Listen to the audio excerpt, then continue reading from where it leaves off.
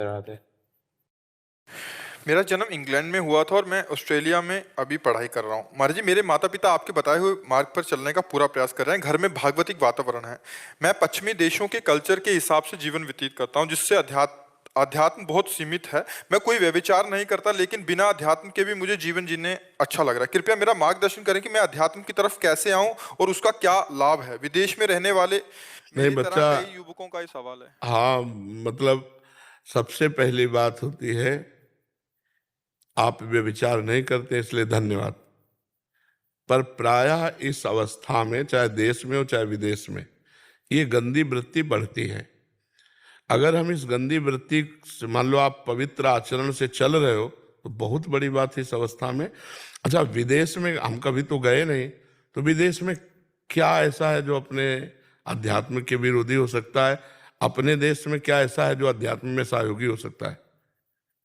हमें तो लगता है कि चाहे भारत में रहो चाहे इंग्लैंड में रहो, यदि आप अध्यात्म को धारण करना चाहें तो आप कहीं भी धारण कर सकते हैं, और ना धारण करना चाहें तो यहाँ भी वही सब है। यहाँ नहीं है क्या? क्या गंदे आचरण नहीं है यहाँ? क्या गंदा भोजन लोग नहीं पाते? क्या गंदा पेय नहीं पीते? क्या गंदी बातें नहीं देखते सुनते? क्यों बच्चा? महाराज जी, इनका मुख्य प्रश्न है कि हम हर काम सच्चाई और मेहनत और सही तरीके से करें, तो अध्यात्म की आवश्यकता क्या है? नहीं बच्चा, नहीं, ऐसी बात नहीं है। अगर आप भगवान नाम जप नहीं करते हैं और भगवान के चरणों का आश्रय नहीं लिए हुए हैं, तो ये सब मेहनत करोगे, इसके बाद थोड़े दिन जियोगे और इसके बाद मरोगे ना। मरने के बाद आप क्या ले जाओगे? शरीर यहीं रहेगा, यहाँ का मकान यहीं रह जाएगा, बैंक बैलेंस यहीं रह जाएगा, मित्र रह जाएगा, जो भी कुछ है सब यहीं रह जाएगा। तो आपका आना किस काम का हुआ? आना किस लिए था? केवल यही करने के लिए। तो मनुष्य योनि की श्रेष्ठता क्या रही? फिर तो सुअर कुत्ता पशु पक्षी भी अपना भोग करके सोते हैं। भोग का मतलब केवल काम से नहीं होता, काम इंद्री से नहीं होता, हर इंद्री को भोग कहते हैं।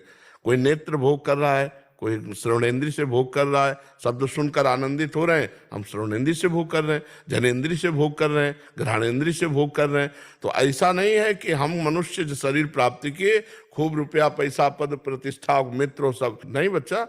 ये ऐसे मृत्यु लोक में आए, कुछ नहीं, पाई भर नहीं, कपड़ा शरीर में नहीं, शरीर रूपी कपड़ा भी नहीं, सब यहीं जला दिया जाता है। नहीं जला दिया जाता, ले क्या गए? अगर अध्यात्म है तो लेके गए, और अध्यात्म नहीं है तो शुभ अशुभ कर्म वही पाप है। तो बच्चा, बुद्धिमानी ये है कि यहाँ की कमाई यहाँ रह जाने वाली, कमाते हुए परलोक की कमाई कमाओ। राम राम कृष्ण कृष्ण राधा राधा कहने में क्या परेशानी?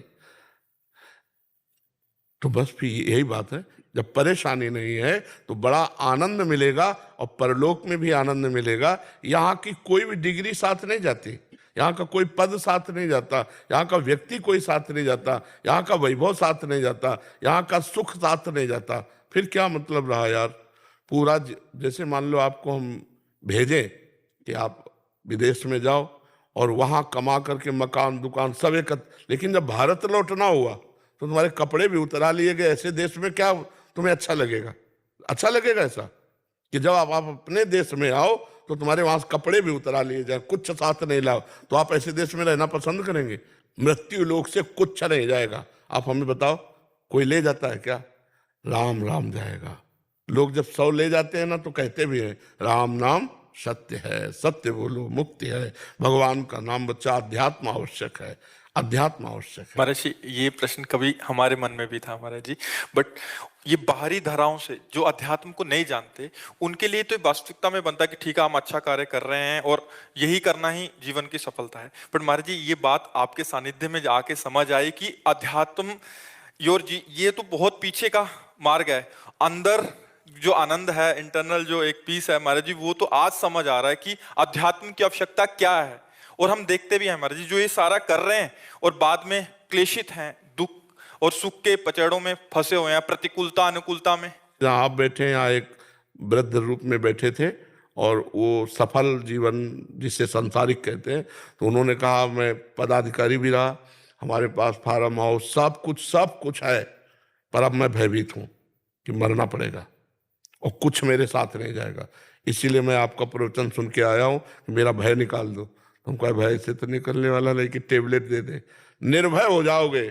भगवान की शरण में होके नाम जप करो, निर्भय हो जाओगे, निश्चिंत हो जाओगे, निशोक हो जाओगे। अध्यात्म अत्यंत आवश्यक, क्योंकि ये शरीर सोने का नहीं बना है, ये पांच भौतिक बना है। कोई भी अंग कभी भी खराब हो सकता है, कभी भी घटना हो सकती है। आज सुखी दिखाई दे रहे हो, लेकिन ये सुख स्थायी नहीं है, ये सुख स्थायी नहीं है। आप आराम से गाड़ी में चले जा रहे, एक्सीडेंट हो गया, राधे श्याम, फिर आपके पास बचा क्या? अध्यात्म।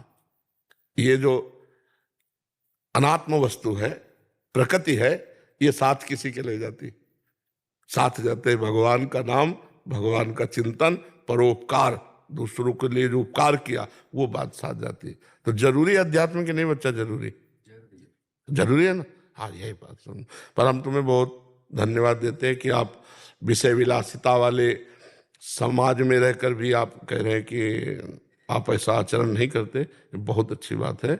अच्छा, तिलक लगाना, कंठी बांधना अगर नहीं है और आप नाम जप कर रहे हो, तो भगवान जान रहे हैं ना कि मेरा नाम जप कर रहा है, उससे कल्याण हो जाएगा। आप बाहरी मान लो परिवेश में है ऐसे, तो आप नहीं धारण कर सकते, कोई बात नहीं, आप राधा राधा राधा बोलो, आप भगवान नाम जप करो, आपका मंगल हो जाएगा। आप जप के देखिएगा कितना आनंद आएगा। काम करते हुए नाम जप कर रहे हैं, पढ़ाई करते हैं कि पहले नाम जप किया, फिर पढ़ाई बंद की, तब नाम जप किया, देखो आनंद आने लगेगा। अंदर का चिंतन सुधारो तो आनंद आने लगेगा। आप जो कार्य कर रहे हैं वो सब बाहरी है, अंदर के लिए केवल नाम चलाना है बस। किसी का अहित न करो, गंदे आचरण न करो, और नाम जप करते रहो, इसी से परमात्मा आनंद की प्राप्ति हो जाएगी। आप देख